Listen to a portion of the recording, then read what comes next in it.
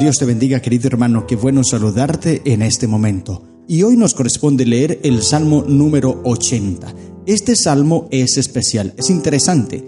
Fue escrito en un contexto probablemente del exilio babilónico, cuando el pueblo de Jerusalén fue entregado en manos de los babilónicos, allí comandados por el rey Nabucodonosor. Así que es un salmo de súplica en el que el pueblo clama a Dios para que Él restaure su fortaleza y los libere de la opresión y el sufrimiento. Sin embargo, este salmo también expresa la confianza en la fidelidad de Dios y la capacidad que Dios tiene para redimir a su pueblo. Es importantísimo esto, ya vamos a estudiarlo. Este salmo también habla de la relación entre Dios y su pueblo y cómo el pueblo clama a Dios para que los restaure y los libere de la opresión. Una posible ilustración que refleje esto podría ser la imagen de un campo seco y marchito, con un árbol sin hojas y con ramas quebradas. Sin embargo, en medio de ese paisaje desolado hay una pequeña planta brotando con hojas verdes y saludables, simbolizando así entonces la esperanza y la restauración que Dios puede traer a su pueblo. Así está el pueblo de Israel en el Salmo 80. Mira lo que dice el versículo 1, Salmo 81. Oh pastor de Israel, escucha tú que pastoreas como ovejas a José, que estás entre querubines resplandeciente. Despierta tu poder delante de Efraín y de Benjamín, de Manasés, y ven a salvarnos. Una súplica por la restauración. Querido hermano, cuando tú y yo clamamos a Dios, ¿sabes qué es lo más lindo? Que Dios nos escucha. El Salmo 40 pudimos leer el versículo 1. Dice, pacientemente esperé a Jehová y se inclinó a mí y escuchó mi clamor. Isaías 59:1 dice, he aquí la mano de Jehová no se ha acortado para salvar, ni su oído se ha agravado para oír.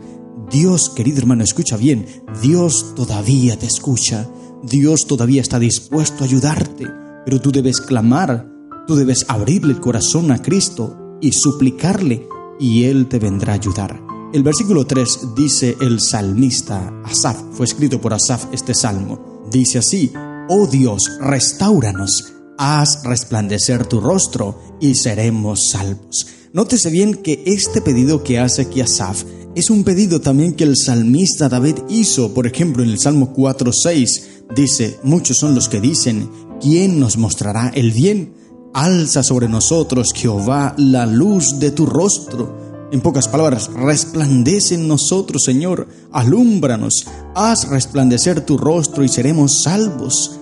El Salmo 67:1 dice, Dios tenga misericordia de nosotros y nos bendiga, haga resplandecer su rostro sobre nosotros. Así que el resplandecer el rostro sobre nosotros se hace referencia a su favor y bendición. Significa que Dios muestra su gracia y amor hacia nosotros, iluminando nuestro camino, guiando nuestro camino y derramándonos sus bendiciones sobre nuestras vidas. Es un símbolo de su presencia y cuidado constante. Así que esto es lo que le está pidiendo el salmista Asaf a Dios, porque siente que el pueblo de Israel ahora está excluido de esto.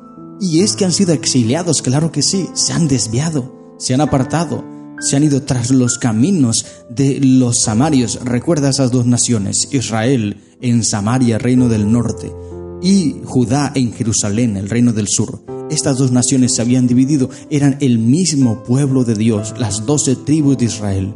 Pero un día, Roboán, hijo de Salomón, Salomón tenía impuestos sobre el pueblo, impuestos altos, porque Salomón duró 20 años construyendo, los impuestos fueron muy altos. Y Jeroboán, un joven valiente, dice el texto bíblico, un joven con capacidades de liderazgo, vino a hacerle un pedido a Roboán, a decirle, por favor, disminuye el impuesto. No te estoy diciendo que lo quites, sino que disminuye un poco, porque ya han terminado las construcciones y el pueblo está agotado de pagar tantos impuestos. Era un buen pedido. Y Roboán le dijo, espérame y consulto. Hizo bien allí, pero consultó a los ancianos. Los ancianos le dijeron, escucha al pueblo, dale lo que el pueblo pide, no te están faltando el respeto, es un buen pedido. Hasta allí iba bien Roboán, pero luego hizo todo mal porque no escuchó a los ancianos ni tampoco al pueblo, sino que dice el texto bíblico que escuchó a los más jóvenes. y ellos le dieron un consejo terrible, fatal. Dijo, si tú quieres gobernar bien, entonces debes imponerte sobre el pueblo y decirles, si mi padre los golpeó con azotes, yo los golpearé con escorpiones. El dedo más gordo de mi padre será el más pequeñito mío. O sea, los iba a oprimir más. No respondió, no le dio lo que el pueblo pedía. Y esto hizo que Jeroboam pues se tomara 10 tribus y se fuera a Samaria y allí sembrara su reino. Y de allí en adelante quedó dividida la nación. Israel, reino del norte, Samaria, y Jerusalén, Judá, reino del sur, allí en Jerusalén. Pero allí en Samaria, Jeroboam cometió un grave error también. Él tenía al principio una buena inclinación, pero luego se apartó porque en vez de procurar que el pueblo volviera a estar unido, él no quería eso, sino que él quería gobernar y por eso suplantó. Él cambió la religión a Dios y creó allí lugares altos en Samaria. Creó templos donde el pueblo podría supuestamente adorar a Dios, pero esto era diferente porque Dios había dicho que el templo de Jerusalén era el lugar donde debían adorar. Por tal motivo, la nación de Samaria se desvió y de allí en adelante todos los reyes se estaban desviando, adorando a ídolos. Y sabes, querido hermano, en Judá por un tiempo permaneció la adoración a Dios, pero luego tomó la misma influencia que los samaritanos y ellos también se pervirtieron. Empezaron a adorar en los lugares altos, construyeron lugares altos. También adoraban a ídolos, dioses falsos. Y esto hizo que la ira de Dios se encendiera sobre ellos porque Él les había advertido: si ustedes se apartan de mí, yo me apartaré de ustedes también. Es un mensaje. Isaías 59:1, como te leí, la mano de Dios no se ha cortado para salvar, ni su oído se ha agravado para oír. Es un mensaje especial, pero luego el versículo 2 dice: solo que vuestros pecados han hecho que Dios oculte su rostro de vosotros para no oíros. Escucha bien. Las iniquidades del pueblo hicieron que Dios no los escuchara, porque estaban en pecado, porque estaban desviados. Y ahora Asaf pide en el Salmo que Dios haga resplandecer su rostro sobre ellos, porque se han desviado. Es un buen pedido. El versículo 4, mira lo que dice el texto bíblico del Salmo 80. Jehová, Dios de los ejércitos, ¿hasta cuándo mostrarás tu indignación contra la oración de tu pueblo? Y mira que esto que está expresando aquí también sucedía con Jeremías. Allí en Lamentaciones capítulo 3 versículo 44 dice: te ocultaste en una nube para que no te llegara nuestra oración. Pero esto es algo que está en la Biblia. Dios les había advertido muchas veces. Segundo de Crónicas 7, allí el Señor les había dicho a Salomón: si el pueblo se humillare y buscaren mi rostro y se convirtieren de sus malos caminos, entonces yo los oiré desde el cielo, perdonaré sus pecados y sanaré la tierra.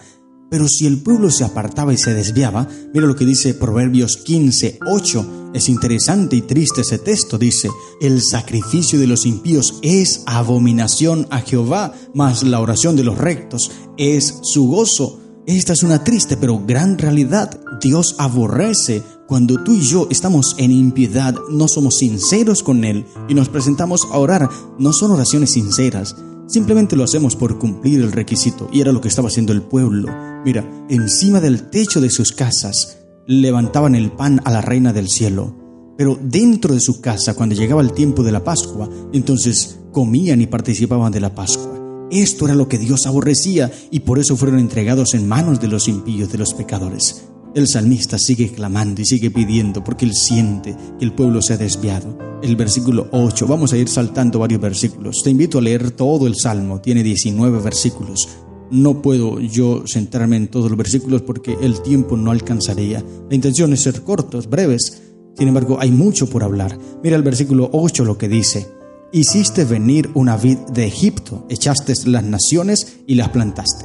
Esto era lo que te decía al principio. Por lo general se comparaba a Jerusalén como con una vid floreciente, resplandeciente, pero que luego se marchita. En los días de Jesús, por ejemplo, dice el comentario bíblico adventista, me llamó la atención esto: en los días de Jesús había a la entrada del templo una vid labrada de oro y plata que representaba a Israel como una vid floreciente y fructífera. Esto era Israel. Pero como él se fue apartando, desviando, entonces esa vid floreciente empezó a marchitarse. Pero mira que Jesús coloca el mismo ejemplo en Juan capítulo 15, porque Él dice, yo soy la vid, no es Israel, yo soy la vid. Ellos estaban pensando que ellos eran la vid, pero Jesús dice, yo soy la vid y mi Padre es el labrador. Todo pámpano que en mí no lleva fruto será cortado y echado fuera.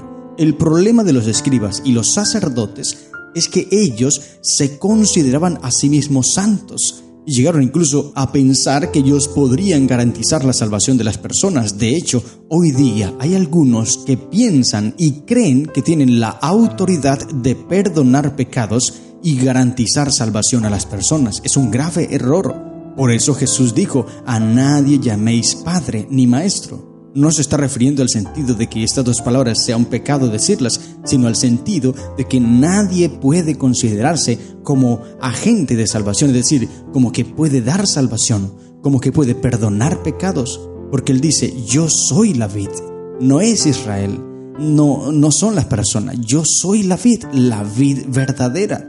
Todo pámpano, toda rama que no está pegada a Cristo se marchita, por eso se marchitó Jerusalén, porque ellos no se pegaron a Cristo.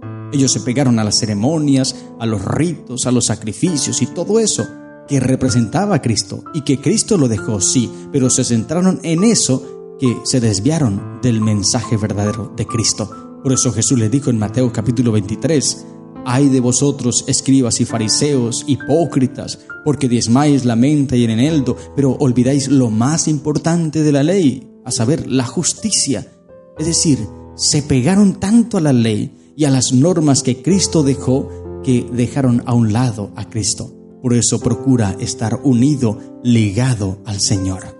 Esto es lo que le faltó al pueblo de Israel. Ahora, el versículo 16 sigue diciendo, quemada a fuego está asolada, perezcan por la transgresión de tu rostro. En este versículo se describe la desolación de la viña, como si la hubieran arruinado con fuego y hacha.